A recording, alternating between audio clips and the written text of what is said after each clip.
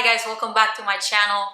Have you been trying to manifest something and you're trying to use the law of assumption and you read the book by Neville Goddard called Feeling is the Secret and you're trying to feel it and you feel it but then you don't feel it? Well, I'm going to share with you my experience with that and what you can do to make it happen faster for you. The secret behind this is sustaining the frequency of feeling the wish fulfilled and sustaining it for as long as you can every day, because we do nothing with sitting for 15-20 minutes in a meditation feeling it or even ranting about it so that we can get into it and then going back to being the old person that we were 30 minutes ago and thinking the same lacking thoughts, the same angry thoughts, the same thoughts of poverty and bad circumstances. We do nothing if we do that. We just go back and forth and we just send in mixed signals to the universe, and so it takes longer. Could you manifest it? Sure, you could manifest it. You could also manifest the complete opposite results because you're not giving yourself time and you're not really putting in the force to create momentum. It's all about creating momentum when it comes to manifesting, and when it comes to creating your body at the gym and all that, it's not going one day. It's creating that momentum over weeks and months, right? So in this case, if you're trying to manifest a certain amount of money or a certain result in your business or a ranking position somewhere or whatever it is, really, you've got to put yourself in that frequency of like really having it and enjoying having it. Not just, oh yeah, I got it, but like this true vibration of gratitude and thankfulness for having what you want, and then you've got to be able to sustain that. And I'm preaching to myself too, because many times I can't sustain it. Why? Because my brain, it's so used to going back to the old self, to the old wiring, which is I don't have it, right? Especially with the bigger goals.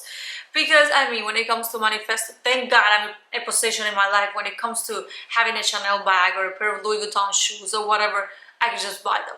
I don't have to manifest them. I just fucking buy them, you know.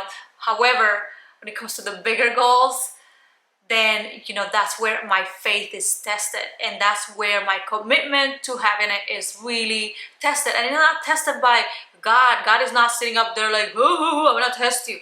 No, it's by our own soul, by our own selves. Like, are you really fucking gonna do it or not? Are you gonna sustain that frequency, and are you going to get it or not? And it's a combination of many things, because sometimes when you put a lot of force, and this is important right here, when we put a lot of force into getting something, it's not the same as putting the force, quote unquote, into sustaining the frequency. Force to get something, you're telling the universe and you're telling everything around you that you don't have it yet, and that's when you need to release that resistance and go into Florence, Scovel, Shinn teachings, which are more about surrender and release all of that, and just trust that the perfect thing is coming to you at the perfect time, period.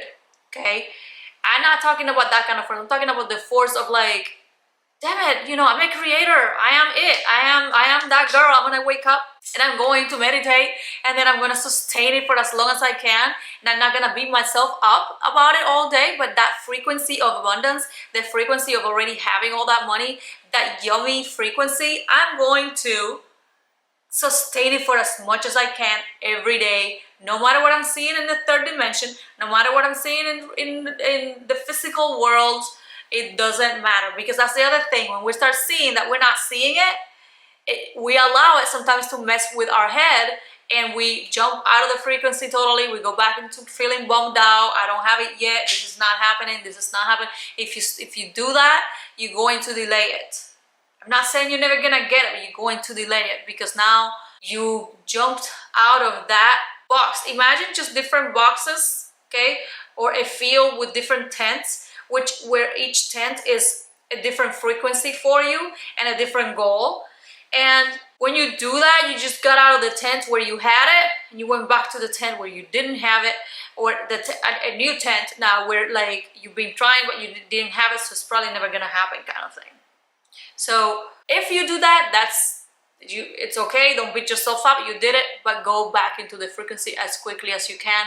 This is a process. Enjoy the process. Enjoy the process. If it was that easy, it would be fucking boring, you know. So enjoy the process and do your best to create momentum in the spiritual realm and in the quantum realm by sustaining the energy.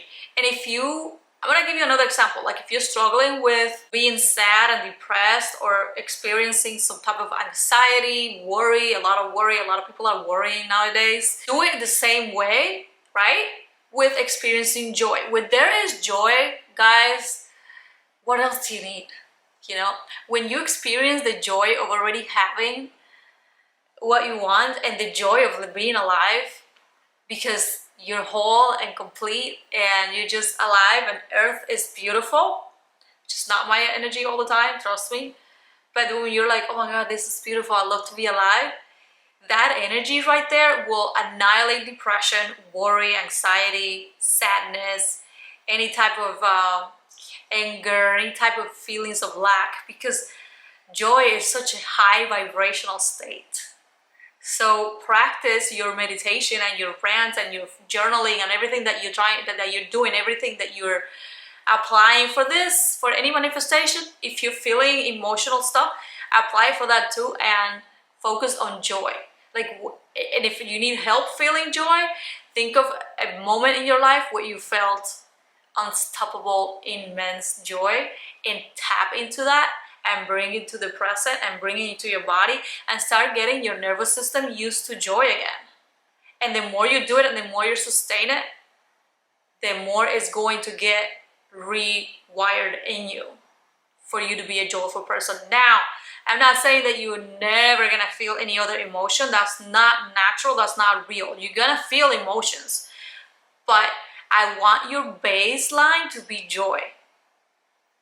I want my baseline to be joy instead of anger, misery, I'm in a hurry, nothing is ever good, oh God, you know, that type of, and you know your baseline, like go to the grocery store right now, however you feel, that's your baseline vibration usually. You know, go do something mundane, however you're feeling, that's your baseline. If you're not feeling joy, then your baseline is not joy yet, but you can get it.